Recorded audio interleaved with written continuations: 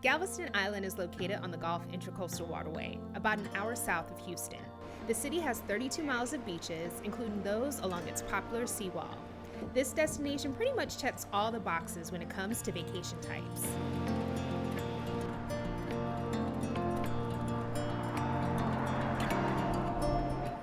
We opted for the family vacation. Galveston was a central location for us to reunite with extended family members who we hadn't seen in over a year because of the pandemic and who lived in other parts of Texas. One of the first stops during any trip to Galveston has to be here, the Strand. The downtown area is the heartbeat of the island and a National Historic Landmark. Once considered the Wall Street of the Southwest, the Strand was the epicenter of the hurricane of 1900, one of the most catastrophic natural disasters in U.S. history. Today, the area pays homage to its heyday by turning tragedy into triumph.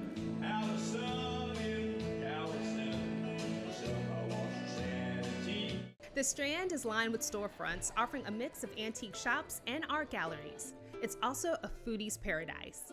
You'll find a delicious assortment of seafood flavors as well as bites rooted in Mexican and German cuisine. This is our root beer bread pudding. It's our house-made bread pudding with ice cream, chocolate sauce, and a little shot of root beer. One of the best ways to satisfy all of those cravings is with a taste of the Strand food tour. We quickly found that out when we met up with Karen and her team at the Peanut Butter Warehouse. It's just a small town. And when you say you're on island time, that's what it means. 5 minutes means I'll be there in 45 minutes, honey. I'm having my wine. I probably just got a drink. Well, I'll be there when I get there. The Henley Green is the oldest retail building on Galveston Island. And we are at one of the oldest restaurants, which is the old Strand Emporium.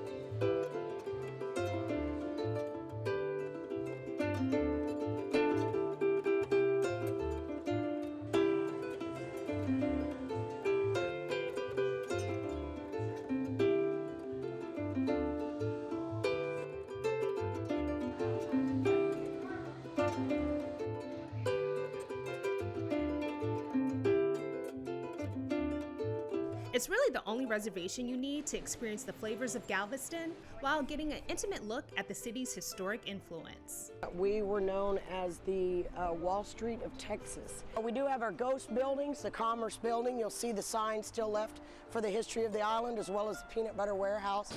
Now right here, when the soldiers would come in, this is where their horses would drink. Galveston Visitor Center, you'll notice a little blue line right below the 7 on the address. That is the water level during Hurricane Ike. Look at that, baby. You could probably reach it. I can't. Wow. A lot of history here. The Galveston Railroad Museum offers locomotive nostalgia and even a good night's rest.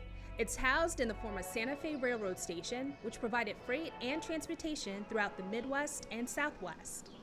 David, the museum's executive director, gave us the grand tour and shared his thoughts about Galveston's allure as a vacation destination. The allure is, well, first of all, the train rides. We have 4.5 acres of trains, vintage trains. We have a 10,000 square foot display area in our main depot. It was built in 1936.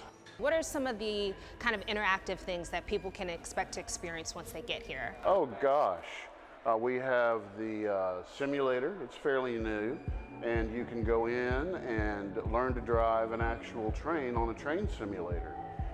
It's a lot of fun.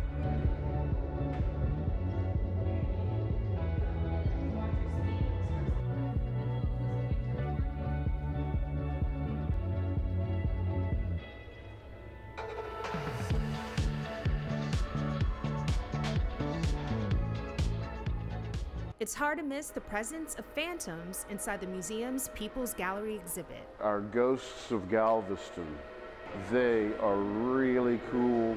The gallery depicts what the waiting room of the depot looked like back in the 1930s. They're very, very entertaining, interesting. It's a good hashtag photo spot.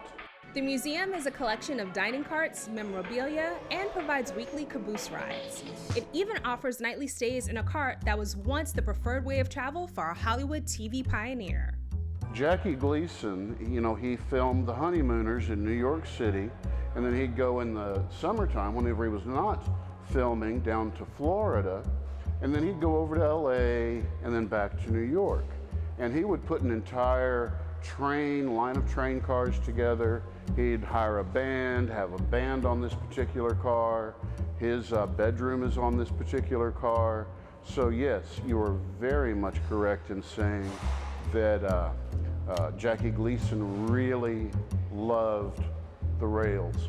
He had had a terrible experience in the air and said he would never do that again. The establishment of the museum was led by Mary Moody. The Moody family is one of the most prosperous and influential entrepreneurs in Galveston and the state of Texas.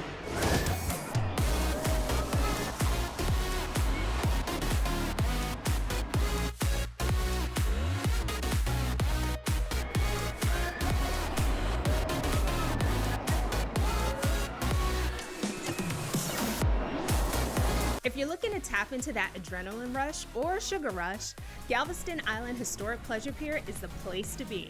Joe, Pleasure Pier's general manager, shared the 411 on all things Pleasure Pier. Tell us about the Pleasure Pier. If you only had 30 seconds to explain the Pleasure Pier and its impact on Galveston tourism, what would it be? I can cut it down simple and sweet. It's an amusement park located directly over the Gulf of Mexico. So we've got a 200-tall swing ride at the back where you can go right over the beach, a carousel right on the beach, and the waves on either side of us. It's not hard to miss this attraction on the island seawall, which is the main attraction for beachgoers and the island's protector against hurricanes. In 1906, Galveston Island wanted to rival Coney Park, and they built their amusement park kind of right over that way on 23rd Street. So Galveston became known as the Coney Island of the South over 100 years ago. The pier was initially built as a recreational facility for U.S. troops during World War II. It went through a transition in the 1940s to become the Galveston Pleasure Pier. This was a major go-to for locals and tourists until 1961, where Hurricane Carla devastated the property. The pier was put to a halt for nearly 50 years until Landry's Inc. renovated the site to what's now a thriving attraction, which our kids found out firsthand.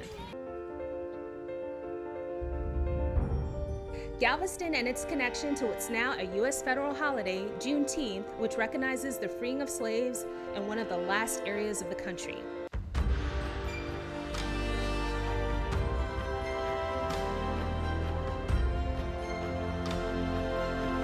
This powerful 15,000 square foot artwork called Absolute Equality commemorates that day and stands along this vibrant intersection on the Strand. It was painted by artist Reginald A. Adams on behalf of the Juneteenth Legacy Project. The Legacy Project was formed as a committee to expand the narrative around Juneteenth. So the Mural Project was our first project to help tell the Juneteenth story in a more complete manner. Our sons, Tyson and Bryce, were with us as we chatted with Sam, the project's co-chair. We sat down with him inside one of the Black art galleries at the old Galveston Square building.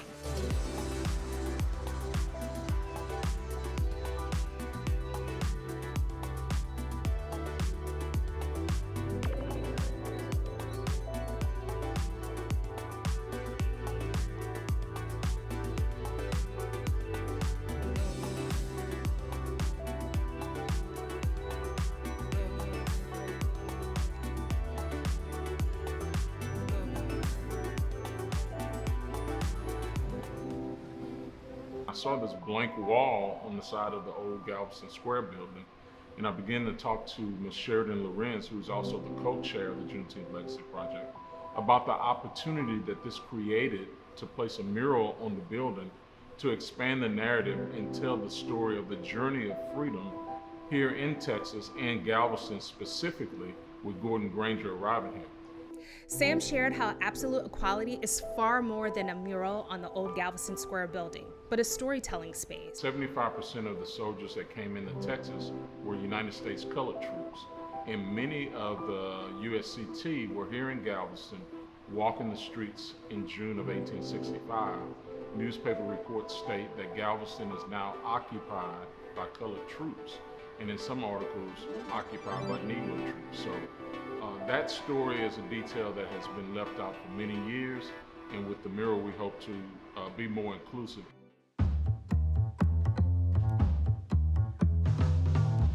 All right, we have to say goodbye to Galveston, but listen, before we do, we have to toast up this trip, okay? And we're gonna do it with a mocktails to cocktails Texas sunrise. So here's the thing with mocktails to cocktails. Mocktails are drinks that have no alcohol, and cocktails have a little uptick to them. So let's get started. To get started, we're going to add some orange juice, lime juice, maraschino cherry juice, and the uptick is going to be some vodka. First, we're gonna start with a cup of orange juice. Then, just a splash of lime juice. Not too much, you don't want it too tangy.